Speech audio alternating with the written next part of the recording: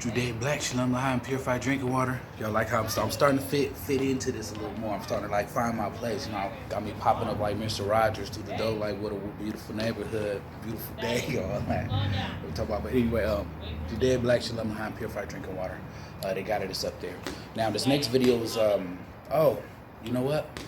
Did y'all know that Europeans were slaves too? Let's get into that video. All right, real quick. Cue that music out loud. American privilege keeps blurring my vision. As long as I've come to the heritage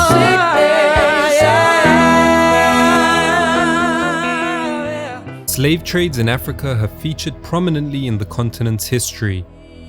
Most of the time, the traffic of slaves would flow outward from Africa to places such as the Middle East or the Americas. But one aberration to that rule was the Barbary slave trade.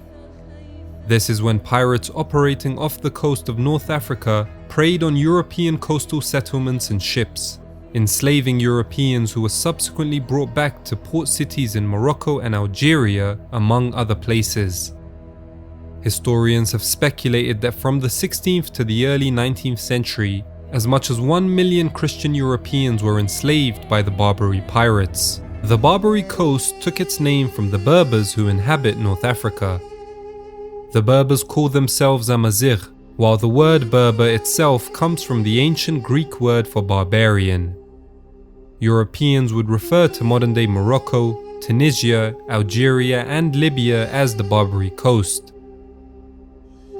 In order to understand why the Barbary pirates themselves became so prominent, we have to understand the political dynamics of the Mediterranean in the 16th century. This vital region was dominated by a burgeoning imperial rivalry between the Spanish and the Ottomans. Invigorated by a long list of intrepid rulers, the Ottomans sought to expand their influence in every direction, sending alarm bells throughout Europe. After conquering Egypt in 1517, they looked to move westward across North Africa and into the Barbary coast. It is at this point that the Barbary pirates became major players in the Mediterranean.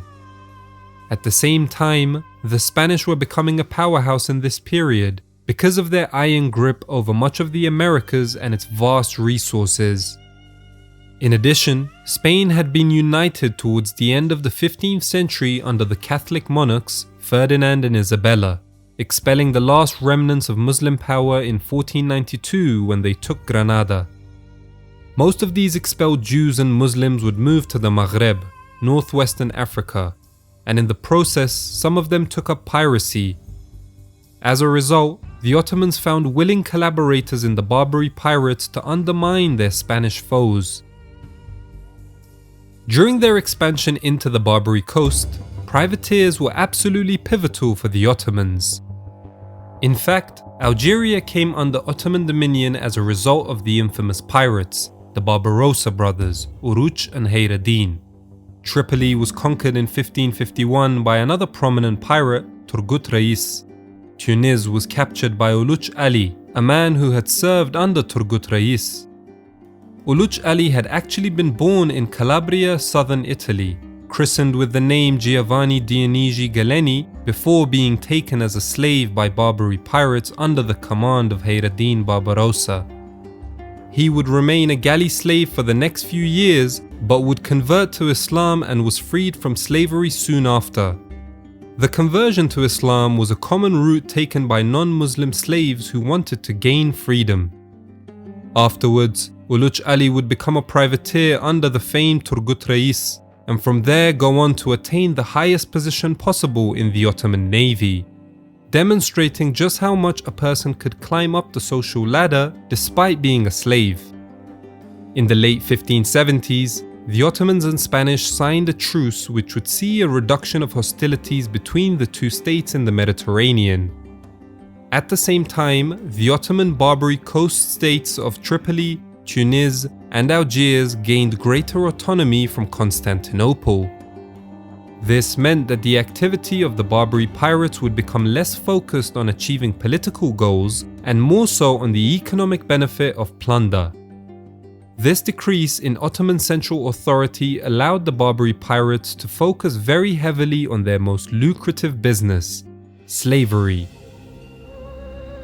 Pirate raids were such a big issue that coastal settlements along the Mediterranean coasts of Spain, France, and Italy suffered depopulation. People had to think twice if they wanted to live in an area that was subject to raids. In 1617, one such raid led to 1,200 men and women being captured on the island of Madeira off the coast of Portugal.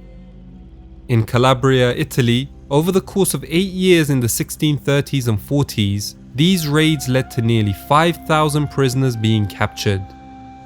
But it wasn't just southern Europe that was in danger. The intrepid Barbary pirates sailed into the Atlantic Ocean and raided northern Europe as well. The coastal towns of England and the Netherlands were not safe. In 1640, Barbary pirates captured 60 men, women and children from the Cornish coast in England, whilst the following year saw them capture the John Filmer ship, resulting in 120 passengers being enslaved. Numerically speaking, capturing ships resulted in a high number of slaves since each would often have dozens of crew members and passengers. And the fact that each year the Barbary pirates could capture dozens, sometimes hundreds of ships. Between 1606 and 1609, the English Royal Navy lost 466 ships to Algerian pirates. Over the course of the next decade, this number would more than double when taking into account ships from Spain, France, and the Netherlands. Piracy and slave-taking from coastal regions was such a problem in southern Europe that the Trinitarian religious order spent much of its efforts to free captives by collecting ransom money. This development saw parallels in northern Europe where the concept of Sklavenkasse or slave fund arose. This was a ransom insurance scheme popular amongst many German city-states to pay ransom for Europeans captured by Barbary pirates. It should be stated that the religious dimension of the slave trade is sometimes overhyped and generally misunderstood. There certainly was an element of religiosity involved. Islamic law gives the injunction that enslavement can only be carried out on non-Muslims and in specific conditions, such as war. But it is hard to determine the primary motivations of the principal actors involved in the Barbary slave trade. For the Ottoman Sultan, his patronage of the pirates would undoubtedly have been motivated by a desire to weaken European powers, who often banded together to form military coalitions against him, whilst the pirates themselves likely saw the enslavement as a means of procuring money. The financial allure of piracy is highlighted by the fact that a growing number of European pirates traveled to the Barbary coast to seek their fortune. Specifically, English and Dutch privateers became prominent players in Barbary piracy by the early 17th century. Among them was Jack Ward, a former Elizabethan privateer who in the Stuart era reached Saleh in Morocco and continued his piracy. Changing his name to Yusuf Rais upon his conversion to Islam, Ward moved to Tunis in 1607 and used the port as his base until retiring in 1622, reportedly amassing a huge fortune. In 1627, there was a raid on Iceland, whilst the daring pirates led a raid on the village of Baltimore in Ireland in 1631. Both of these were led by a Dutchman, Jan Janson. Initially a Dutch privateer, Janson turned Turk, a way of saying he became Muslim when he was captured by the Barbary pirates in 1618. Changing his name to Murat Rais, he would go on to become the first president of the Pirate Republic of Saleh, a city that was literally run by the prophets of piracy. There were numerous other prominent Dutch pirates such as Simon Danziger and Ivan de Van Boer. We have to remember that for sailors who wanted to make extra money and were not necessarily inhibited by the moral questions brought about by piracy, the Barbary coast had excellent prospects for socio-material gain.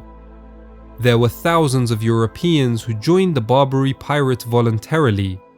They brought with them important knowledge regarding naval technological advancements that were taking place in their home countries, thereby advancing the cause of the Barbary pirates.